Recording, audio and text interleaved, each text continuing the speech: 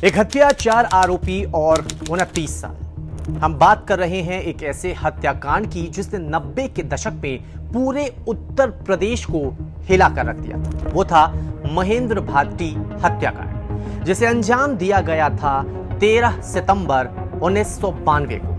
पहले जानिए आखिर कौन थे महेंद्र भाटी, जिनकी हत्या के बाद उत्तर प्रदेश की सियासत में उबाल आया। दरअसल महेंद्र सिंह भाटी की बात करें तो उत्तर प्रदेश के दादरी से वो ताल्लुक रखते थे और दादरी में गुर्जर नेताओं के तौर पर वो एक बड़ा चेहरा बनकर उभरे भी। किसानों में खास करके महेंद्र सिंह भाटी की लोकप्रियता काफी ज्यादा थी। 3 बार वो विधायक भी रहे।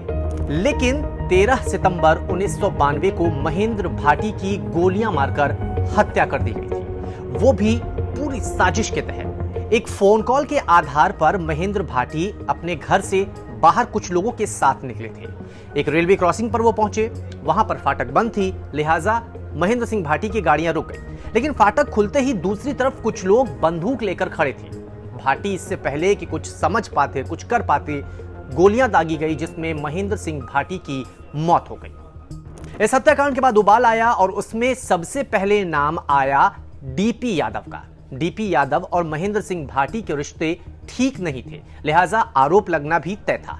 इस केस में 4 लोगों पर आरोप लगे थे, जिनमें एक डीपी यादव, दूसरे प्रणीत भाटी, तीसरे करण यादव और चौथा पाल सिंह उर्फ लक्कड़ था।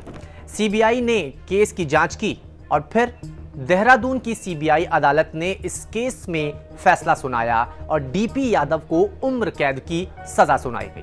लेकिन अब नैनीताल हाई कोर्ट ने सीबीआई कोर्ट के फैसले को पलट दिया और डीपी यादव को बाइज्जत बरी कर दिया है। खैर, इस मामले में डीपी यादव का नाम क्यों आया, यह भी एक सवाल है।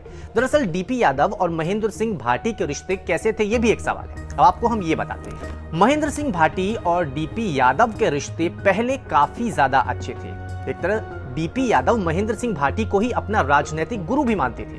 भाटी ने ही 1988 में डीपी यादव को बिसरख ब्लॉक का प्रमुख भी बनवाया था और 1989 में फिर डीपी यादव को बुलंदशहर से विधायक का टिकट भी महेंद्र सिंह भाटी ने ही दिलवाया था।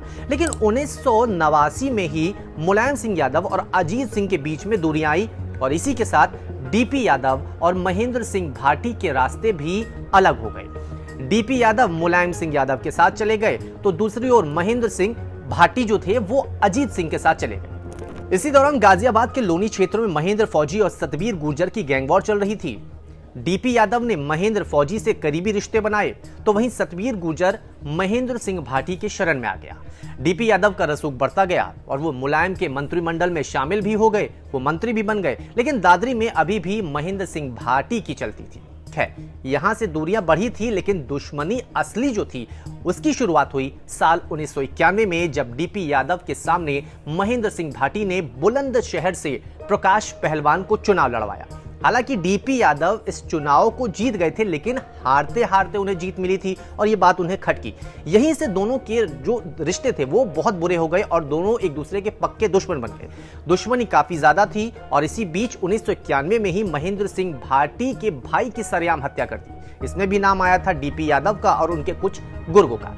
दुश्मनी बढ़ रही थी तो दूसरी ओर महेंद्र सिंह भाटी को इस चीज का आभास भी हो चुका था कि उनकी जान को भी खतरा है और जैसा आभास था हुआ भी कुछ वैसा ही।